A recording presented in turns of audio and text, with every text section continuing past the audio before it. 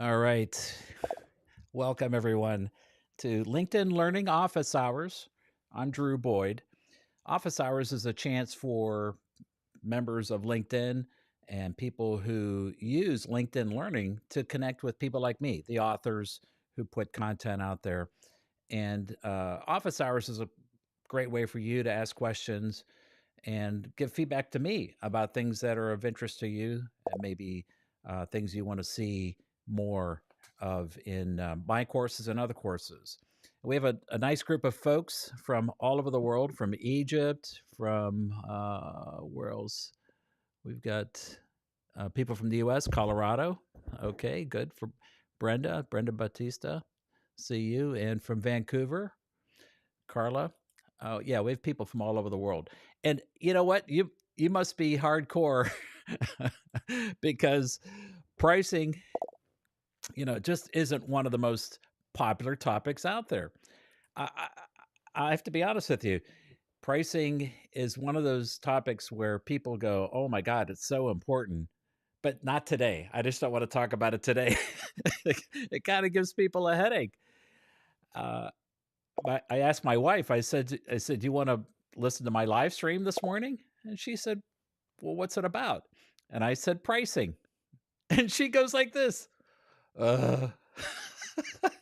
But that's not surprising. When we offer pricing courses at the University of Cincinnati, people don't sign up, and I think it's because pricing it. Everybody agrees it's very important, and we all know how important it is from a revenue point of view. In fact, pricing is one of those things that can immediately impact your success in in marketing and your company. But it's difficult and it's frustrating for companies. And I think it's frustrating for people because there are a lot of myths, a lot of misunderstandings. And what I want to do today is clear that all up. I'm going to give you the foundational ideas no matter what you're doing. I see product managers out there. I see people that have a copywriting business.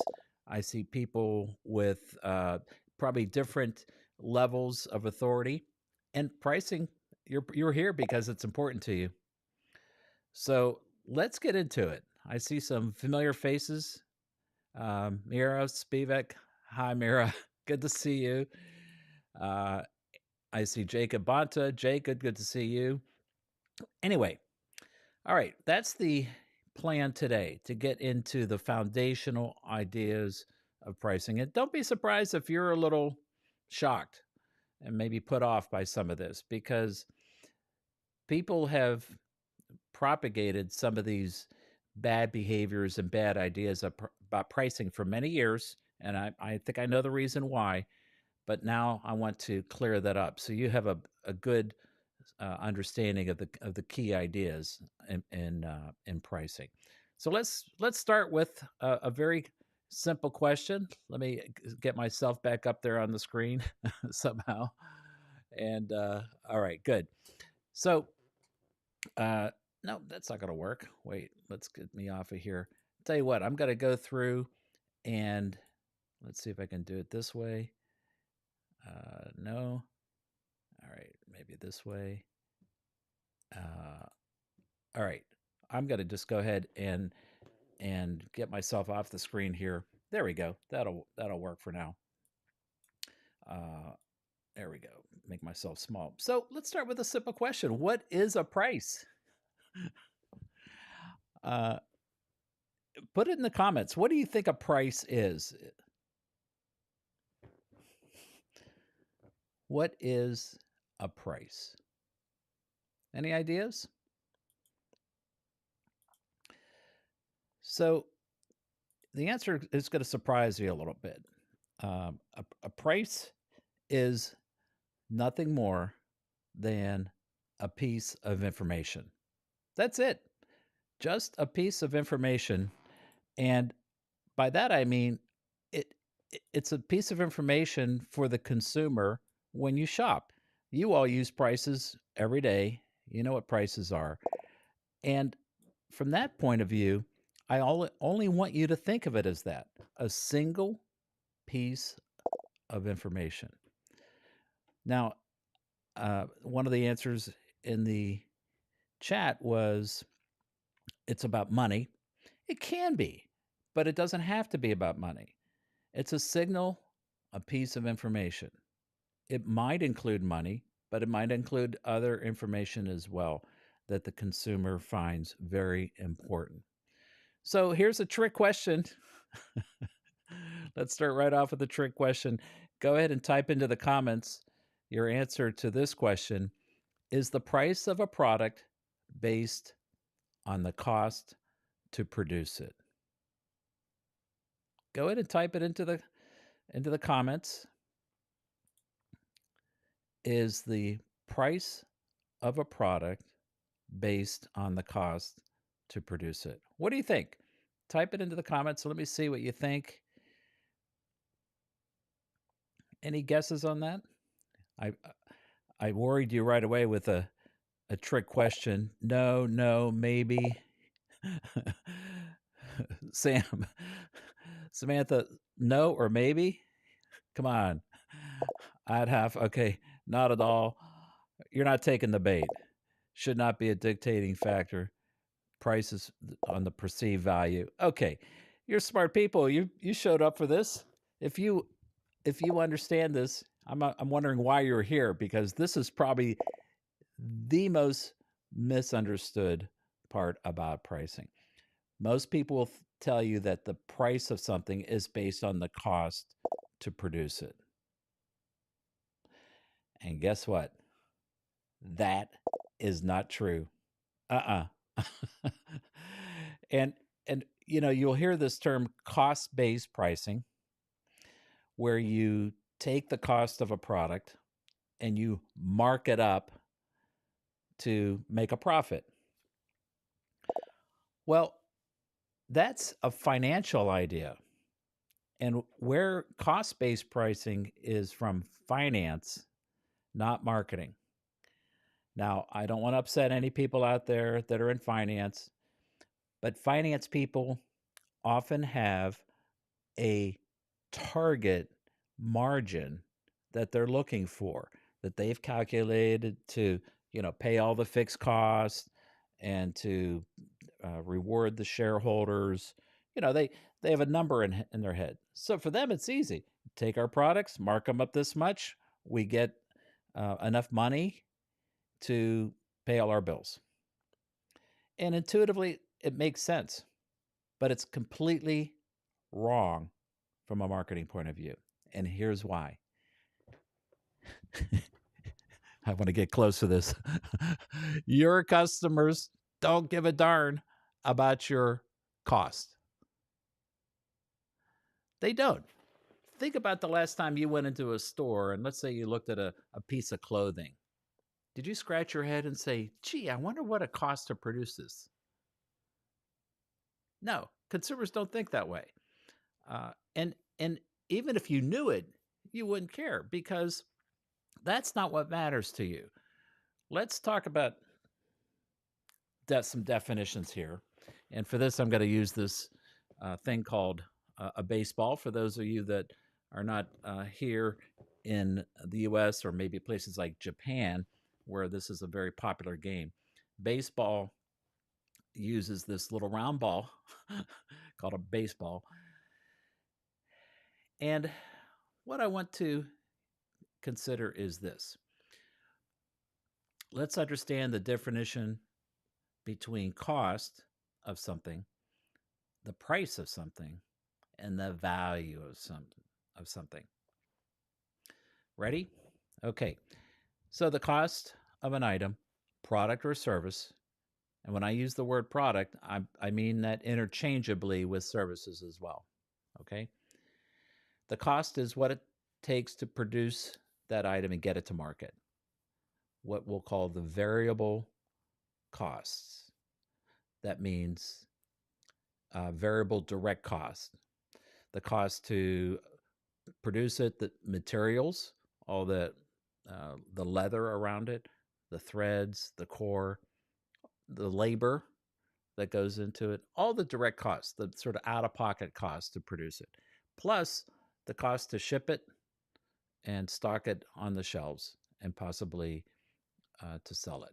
So it's the out of pocket cost to get that product produced and in the market. Price, on the other hand, is what the consumer is willing to pay, as Sam Oberholzer points out in here. It's what an organization is willing to pay based on how they value the services or product. Yeah, exactly right. And as you see it, I mean, it has nothing to do with the cost. Let's say the cost to produce this baseball is 25 cents. And that seems cheap, but in low cost labor markets, that's probably about what it costs. The price of this baseball, if you were to buy it here in the US, is, let's say, $5. $5 when it costs you a quarter to produce it, 25 cents to produce it. What the heck? But the price of a baseball doesn't matter how you got it here or what it costs you to produce it. There's no connection whatsoever. So stop thinking in terms of cost.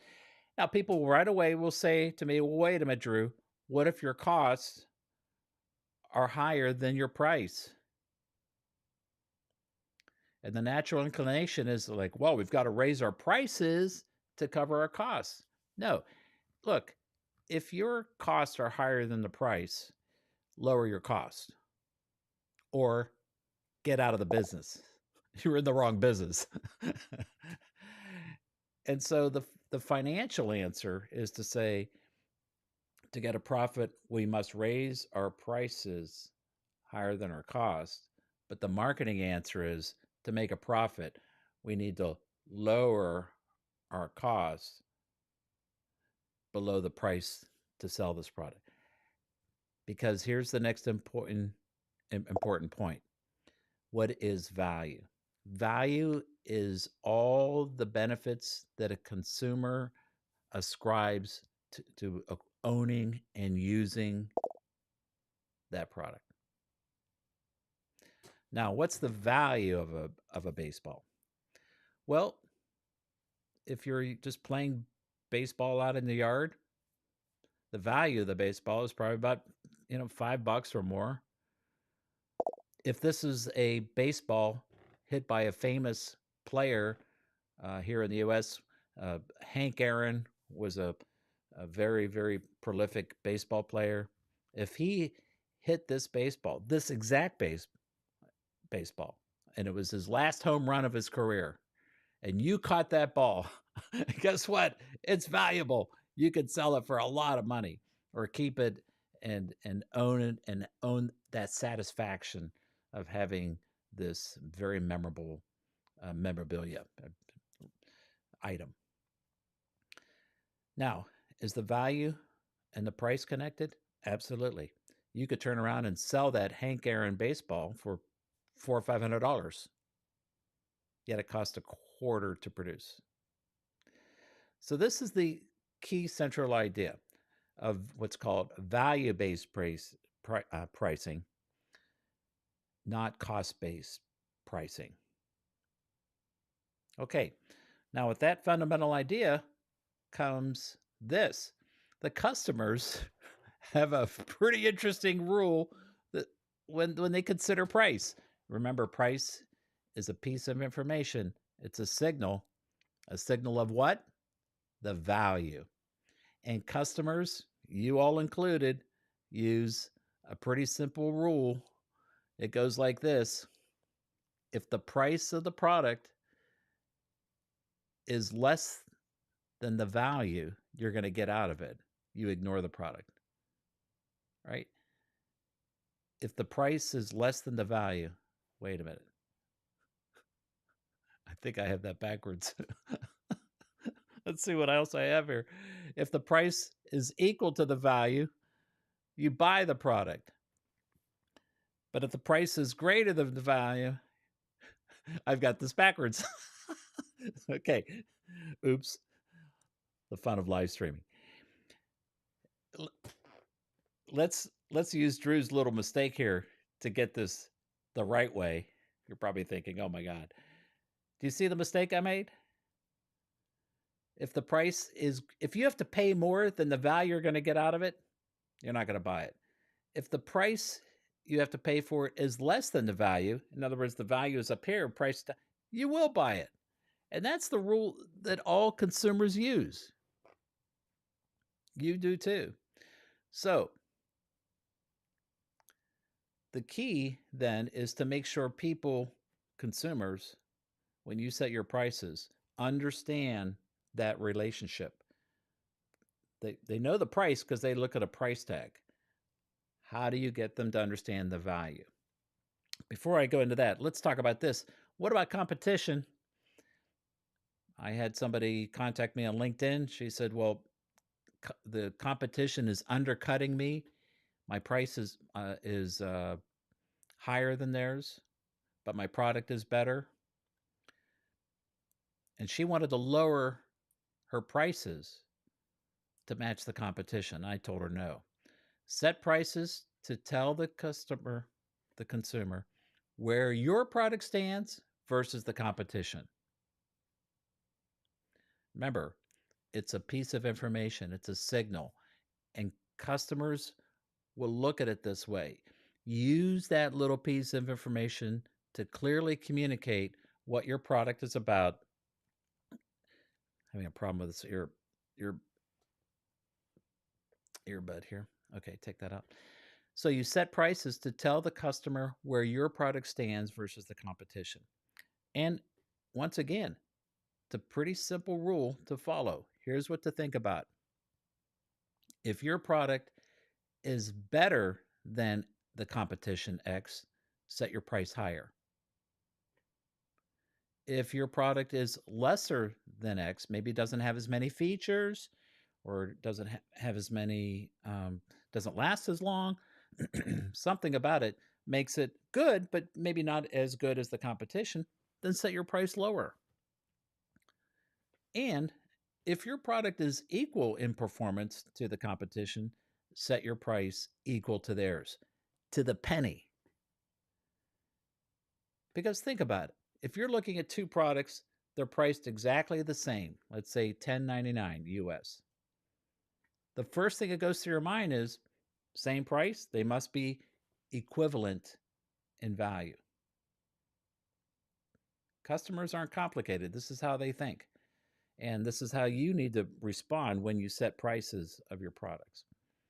Now, the classic mistake in pricing is to say, hey, I've got a better product and customers know my product is better. I know, I'll set my price low and steal all the market share with a better product and a lower price. Biggest and sadly the dumbest mistake you can make. Why? Because the competition has no choice now. They'll just lower their price to match yours or even under yours. And then you've started this terrible spiral down to red ink, which by that I mean you're both going to spiral down to a level where the business is not very profitable or unprofitable. Look at airlines. For years, airlines played this game and got into a cutthroat pricing war, and they all lost money. Airlines have wised up a lot. Now they try to offer more value and keep their prices commensurate with that value. People will pay more for a better product.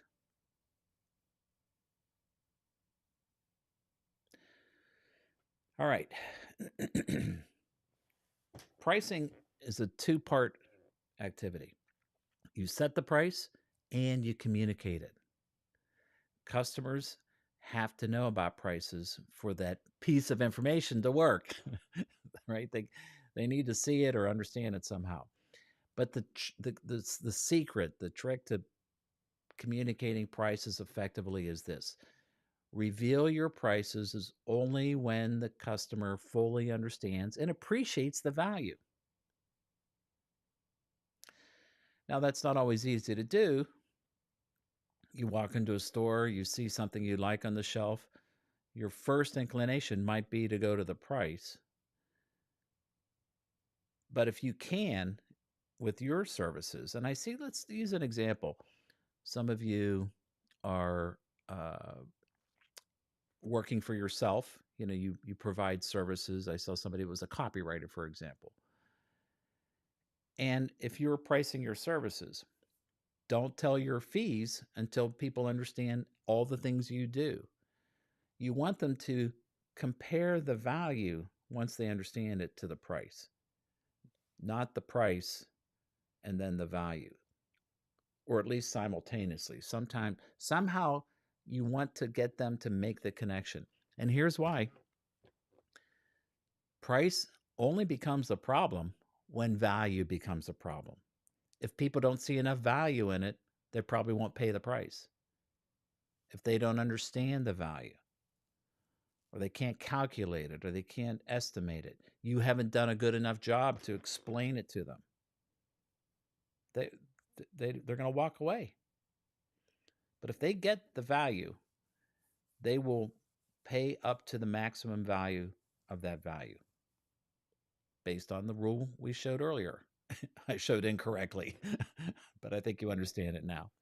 By the way, I want to check and make sure if you have questions, go ahead and put them into the comments. I'm tracking those. And do a quick look through here. Good comments from a lot of you. Thank you very much. Great engagement this morning. This is great. Okay, so let's move now to a very important technique of how to link price and value of your products. Because if you can do that, you win. If you can't do that, you lose. The customer will walk out or hang up. And I will tell you, I'm a professional keynote speaker. I'm a trainer. I do other things. And I run across this pricing issue of my services all the time. And when somebody asks me for a price on, let's say, a 2-hour keynote, I tell them once I've given them a chance to understand their needs. What do you need? You need this. Good. I can do this. And then I tell them the price. People still walk away because they don't have the budget. And you know what? If I lower my price, I have just told the customer that I'm not as valuable as I thought I was. Now, here's a good question. I want to put this up on the screen by Abu. Thank you. The big question is how to make customer appreciate well the value. Sometimes the second or third question they will ask is about the price. Very good. That's what I'm going to cover next. And here's the approach that I recommend. To get people to really understand that connection, use a tiered product and pricing approach to control the conversation. You want to steer the customer so that in their head, they're making that linkage between the price you're charging and the value they're going to get so they can apply that simple rule. Here's what that looks like. I'm going to use an example, and I'll probably have to get myself off the screen for this. Well, maybe not. Okay. This is a page off of the website from a company here in the U.S. called Sears. For many years, Sears was the leading, let's say, retailer, and has since been beaten by the companies like Walmart and Target. But as a kid growing up, I used to go to Sears and look at all their tools and all their products, and there was a full line department store. Now, what you see here is a page for a product called a water softener. Here in the U.S., we have water that comes out of wells, and it has a lot of minerals in it. And homeowners like to have those minerals removed, and we call that softening. I'm sure it's in other markets as well outside the U.S. But when you remove the minerals, the water tastes a little better. It's a little better on your skin. Some markets, you have to remove all that iron and all that mineral taste and all those elements. So you use this little element called the water softener, and it's a canister about 4 feet high. Uh, you fill it up with this product, this material that filters out the minerals. And one day I needed to go and buy a water softener for my house. And so I looked online, and here's what I saw. I saw these three versions. I'll move over here so you can see this. Now, over here on the far left of your screen, they have what's called the extra high efficiency, and it's sold for $499.99, $499.99 US. But right beside it in the middle, I see this other model, and it's called the ultra high efficiency water softener. This one's the extra, the one here, and this other one is the ultra, and it sells for $599.99. $599.99. So, $499, $599. What's the first question the consumer asks themselves in that exact moment? The question they ask is, what am I getting for $100? And right there, you are controlling the conversation. Because they're asking the question, what am I getting for $100 between these two units, as opposed to what am I getting for $499.99 if you just had the one model. And so here's the effect of that. When they ask, what am I getting for $100? They compare the features between these two models. And the middle model has, a little more capacity. It has a couple more buttons on it. Same unit, basically. Just does a little bit more and a couple more extra bells and whistles, a couple buttons, a little bigger display. That's it. And so the consumer is now making a trade-off for $100. Do I need that extra button and bigger display and extra capacity? But the story goes on. Over here, right next to my head, there's another unit. It's called the Kenmore Elite Hybrid Softener. The Elite Hybrid Water Softener. Wow. And it sells for $799.99. And it looks a little fancier, better paint. It's the same unit, but bigger display, more buttons, a little more capacity, a little fancier exterior.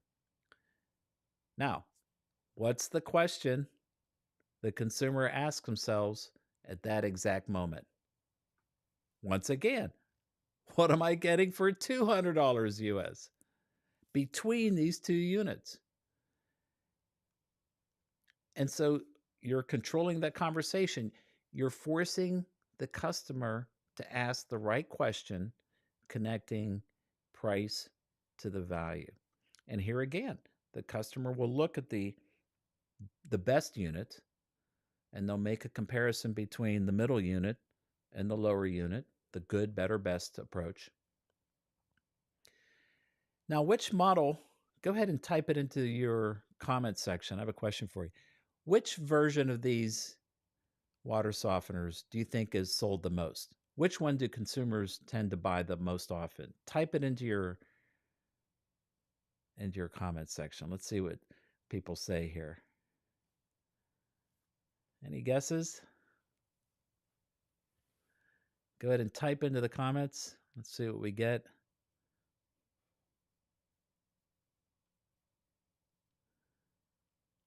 What do we get here between the good, better, and best? $499.99, $599.99, or $799? Sophia says the Ultra, the Ultra. Yeah, the Ultra. Aftab, you said the third one. No, it's the Ultra. It's the middle unit. Very good. That's exactly right. And why do you think that is? Well, the logic in the consumer's mind goes like this. I don't want to overpay for the for the big one and feel like I got ripped off. And I don't want to pay for the cheap one because it might not work well enough. I'm sure it'll work, but I might outgrow it. So they minimize their risk by picking the middle unit. Now, sure, some families will buy the Ultra, or I'm sorry, the Elite Hybrid, the most expensive one, because they have a family of 5 kids and they need that capacity. And some people will buy the least expensive one because that's all they need, maybe for a year or two that they're going to be at their home, or they have a limited budget.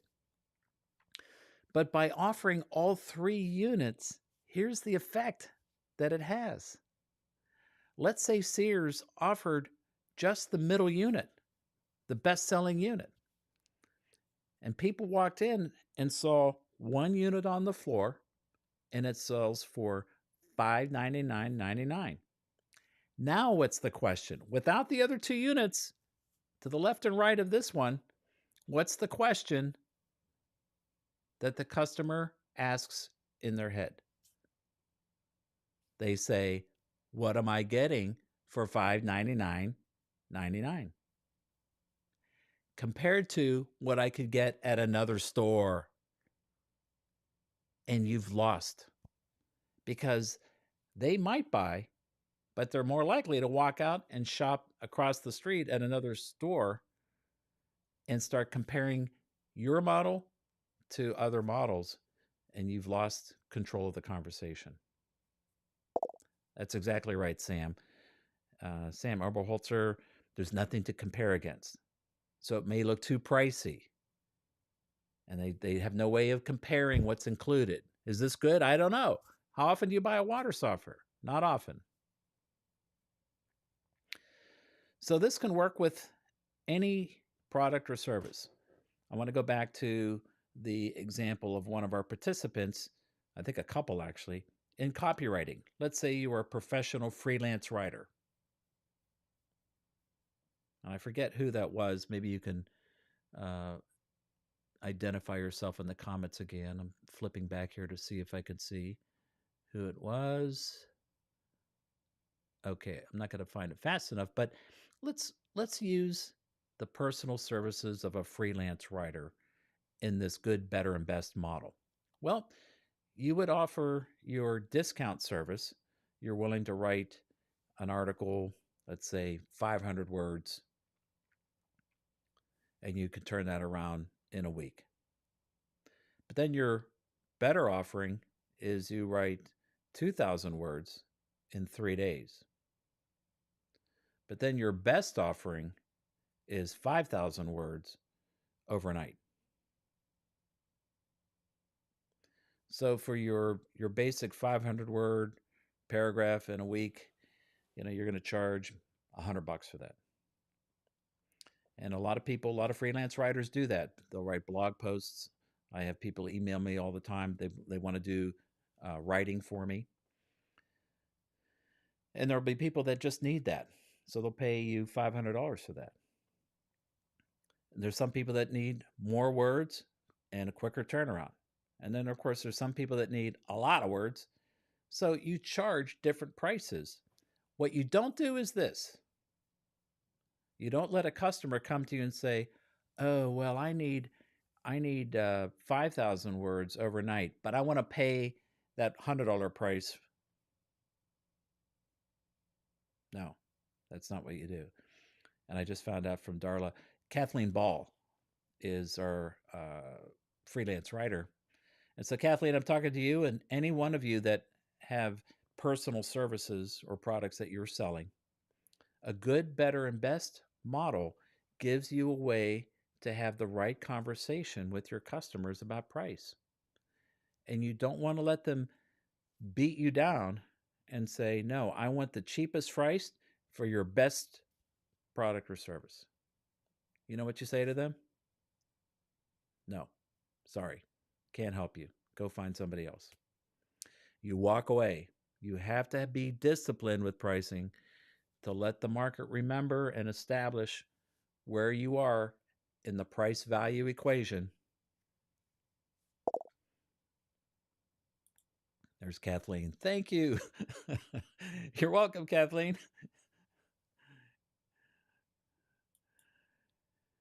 Okay, that is all I wanted to cover this morning, sort of give you the fundamental ideas of pricing, the difference between cost, price, and value, that pricing is based on value and not cost,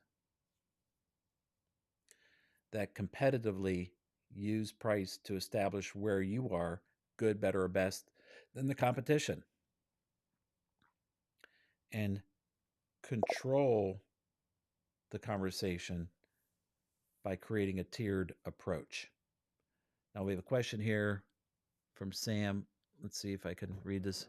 So say if there was only one price and no negotiation somehow, it looks like it may make sense to compare against competitors to show value. Would you agree? Sure. Yeah. If a competitor, let's say you have two competitors out there, they have a product, one is better than yours, one is not as good as yours. Show a side by side comparison. Don't be bashful. Not everybody wants the best product. Some people want the product that's good enough for the price they have to pay.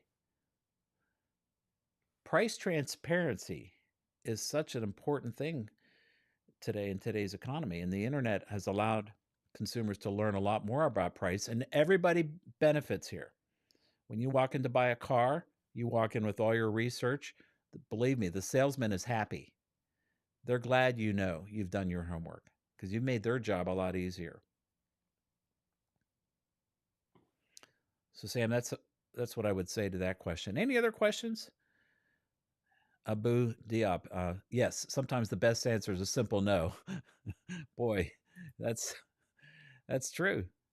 You have to exercise good price discipline, because when you get sloppy on price, you're wondering why you're having all these problems. You're losing money because you're not being tough. You're not being disciplined. Okay, so this is the screenshot from a course that I have here on LinkedIn Learning. It's called B2B Pricing, which is business to business pricing. It's a foundations course in our marketing program here.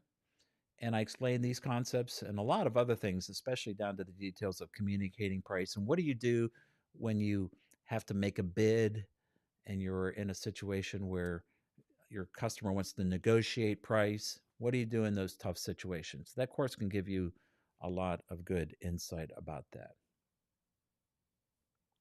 So let me tell you what's going to happen next week.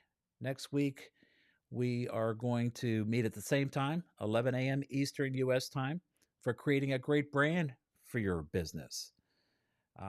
And I find that, too, is also a topic of a lot of myths and misunderstanding. Thanks a trillion, Drew. Martin. Thank you, Martin. Very glad. So, yeah, good. I'm glad a lot of you were able to tune into this. Pricing, again, not the sexiest topic out there, but so important to what it could do for your marketing efforts, for the value that you have. Use price as the important signal that it is. Well, that's it. Have a great rest of your week. Please join me next week. Bye-bye.